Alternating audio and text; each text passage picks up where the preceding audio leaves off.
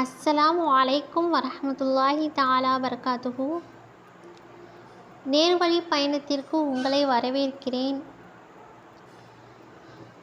கண்ணியத்திற்குரியவர்களே, நாம் இன்னைக்கு பார்க்க போகிறது மஹ்ரஜ். மஹ்ரஜ் என்றால் என்ன என்பதை பற்றி தான் இன்றைக்கி பார்க்க போகிறோம். மஹ்ரஜ் என்பது ஒவ்வொருத்தவங்களுமே, ஒவ்வொரு முஸ்லீமுமே, ஒவ்வொரு முஃமினுமே அவசியமாக கற்றுக்கொள்ள வேண்டிய ஒரு முக்கியமான விஷயமாக இருக்குது. ஏன்னு கேட்டிங்கன்னா, இந்த மஹ்ரஜுங்கிறது தெரிஞ்சிக்காமல் ஒருத்தவங்க குர்ஆன் ஓதுனாங்கன்னா அந்த குர்ஆனே பிழையானதாக தான் கருதப்படும். ஏன்னு சொன்னால், உதாரணத்துக்கு ஒன்று சொல்கிறேன் பாருங்கள். ஒரு இடத்துல கல்புன் அப்படின்னு இருக்குன்னு வச்சுக்கோங்க. அதை மாற்றி ஒரு மனிதர் கல்புன் ஓதிடுறாரு. அப்போ கல்புன் அப்படின்னா உள்ளம், அதுவே கல்புன் அப்படின்னா நாய். சரிங்களா? இது ரெண்டுத்துக்குமே அரபி வார்த்தையில் பெரிய வித்தியாசம் கிடையாது. ஆனால் தமிழ் வார்த்தையில் எந்த அளவுக்கு பொருள் வேறுபடுதுங்கிறத தெரிஞ்சுக்கங்க. ஆகையினால் நம்ம மஹ்ரஜுங்கிறத தெரிஞ்சு அதன்படி ஓதுனால் மட்டும்தான் நம்ம சரியான பொருளுடன் ஓதுகிறோம். இல்லைன்னா நம்ம ஓதக்கூடிய அரபி எழுத்தானது பிழையாக தான், அதனுடைய அர்த்தம் என்ன செய்யும், பிழையானதாக தான் இருக்கும். அப்போ நம்ம ஒவ்வொருத்தவங்களுமே மஹ்ரஜின் முறைப்படி குர்ஆன் ஓதுறதுங்கிறது ரொம்ப ரொம்ப முக்கியத்துவம் வாய்ந்ததாக இருக்குது.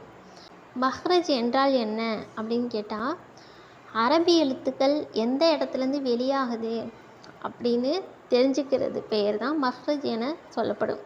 சரிங்களா? மொத்தம் 17 வகை சொல்லியிருக்காங்க. 17 இடத்துலேருந்து வெளியாகுது. தொண்டினுடைய 17 இடத்துலேருந்து வெளியாகுது. மஹ்ரஜ் 17 வகை இருக்குது. அதில் முதலாவதாக உள்ளதை நம்ம பார்க்கலாம். சரிங்களா? இப்போது இந்த முதலாவது படத்தை பாருங்கள். வாவ் அலிஃப் யா. இது காலியான இடத்துலேருந்து தான் வெளியாகுது. வாயினுடைய காலியான இடத்துலேருந்து வெளியாகுது. சர்வசாதாரணமாகவே நம்ம இதை வாவ் அலிஃப் யா அப்படின்னு சொல்லி உச்சரிக்கலாம். சரிங்களா? அடுத்து நம்ம ரெண்டாவதாக பார்ப்போம். ரெண்டாவதாக பாருங்கள், ஹா ஹம்சா. இந்த ஹா ஹம்சாங்கிறது குறி போட்டிருக்காங்க பாருங்கள், அடித்தொண்டையிலேருந்து தான் வெளியாகுது. சரிங்களா? கேமரா நான் கையால் பிடிச்சிருக்கிறதுனால கொஞ்சம் ஆடுது. அதை கொஞ்சம் அட்ஜஸ்ட் பண்ணிக்கோங்க. ஹா ஹம்சா அடித்தொண்டையிலேருந்து வெளியாகுது. நம்ம ஒருத்தவங்கள பயமுறுத்துவோம் இல்லைங்களா, ஹா அப்படின்னு சொல்லிட்டு, அந்த மாதிரி ஒரு உச்சரிப்பு. ரொம்ப ஹா அப்படின்னு சொல்லிட்டு ஹா. சரிங்களா? ஹா ஹம்சா. தொண்டையினுடைய அடிப்பகுதியிலிருந்து அந்த 2 எழுத்துமே வெளியாகுது. அந்த மேலே சுக்குன்னு வச்சுருக்காங்க. நம்ம அதை பார்க்க வேணாம். ஹா ஹம்சா அதை மட்டும் ஓதிக்கலாம். சரிங்களா? அடுத்து பார்த்தீங்கன்னா, மூணாவது படம் பாருங்கள், ஹா ஐன். சரிங்களா? இந்த ஹாவும் ஐனும் நடுப்பகுதியிலேருந்து வெளியாகுது. இப்போ நம்ம சாப்பிட்டு காரமாக இருந்துச்சுன்னா ஹா அப்படி சொல்லுவோம் இல்லைங்களா, அந்த இடத்துலேருந்து தான் இந்த ஹாவும் ஐன் அப்படிங்கிற எழுத்தும் வெளியாகுது. சரிங்களா? அதே இடத்துலேருந்து தான் இந்த ஹா வெளியாகிற இடத்துலேருந்து தான் ஐன் அப்படிங்கிற எழுத்தும் வெளியாகணும். அடுத்து நாலாவது பார்ப்போமா? அடுத்து பாருங்கள், இந்த ஹா கைன், இந்த 2 எழுத்துமே தொண்டையோட ஆரம்ப பகுதியிலேருந்து தான் வெளியாகுது.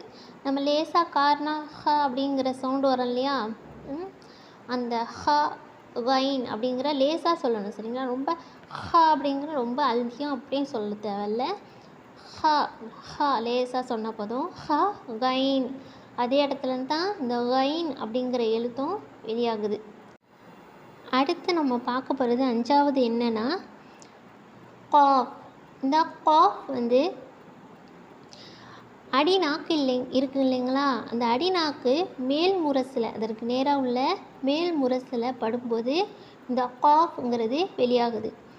அது குறி போட்டிருக்காங்க பாருங்கள். அடிநாக்கு அதற்கு மேலே உள்ள முரசில் படும்போது இந்த காஃப்ங்கிறது வெளியாகுது. அடுத்து இந்த ஆறாவது படம் பாருங்கள், காஃப். இந்த காஃப் காஃப் அப்படி உச்சரித்தோம் இல்லையா, அதுக்கு சற்று முன்னதாகவே சரியா, கொஞ்சம் முன்னாடியே இந்த காஃப் அப்படிங்கிறது வெளியாகுது. அந்த குண்டோ காஃப் வந்து கொஞ்சம் உள் பக்கமாக, இந்த காஃப் வந்து கொஞ்சம் வெளிப்புறமாகவே என்ன செய்யுது, வெளியாகுது. அடுத்து பாருங்கள், ஜீம் ஷீன் யா. இந்த ஜீம் ஷீன் யா, இந்த புள்ளி வச்ச ஷீன் இருக்கு இல்லையா, இந்த 3 எழுத்துமே நடுநாக்கு இருக்குது பாருங்கள்.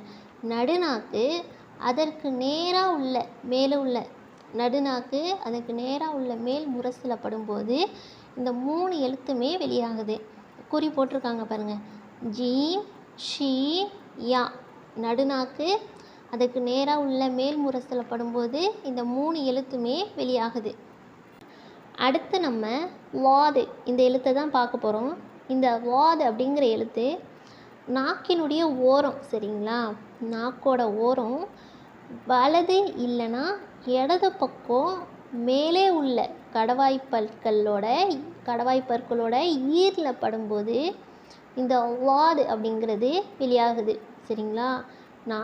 நாக்கு வந்து மேற் கடவாய்ப்பற்களோட, அது வலது பக்கமாக இருந்தாலும் சரி இடது பக்கமாக இருந்தாலும் சரி, எந்த பக்கமாக இருந்தாலும் சரி, ஆனால் மேலே உள்ள கடவாய்ப்பற்களோட வேரில் படும்போது, அதாவது ஈரில் படும்போது இந்த வாது அப்படிங்கிற எழுத்து வெளியாகுது.